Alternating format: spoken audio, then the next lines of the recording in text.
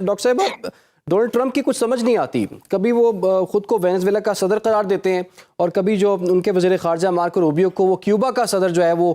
بنانے کا اشارہ بھی دیتے ہیں. تو اصل میں ڈونلڈ ٹرمپ چاہتے کیا ہیں؟ کیا واقعی ان کا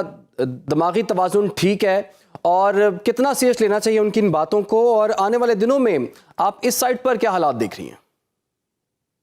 دیکھیں آج کوئی اکانومی کے بندے کہہ رہے تھے اکانومی میرا سٹرونگ سوٹ نہیں ہے، وہ کوئی بتا رہے جی امریکہ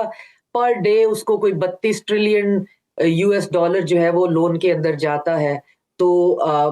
میرا پھر یہ بھی اس کے ساتھ آپ ڈاٹ کنیکٹ کر سکتے ہیں کہ ٹرمپ ہو سکتا ہے کہ پھر یہ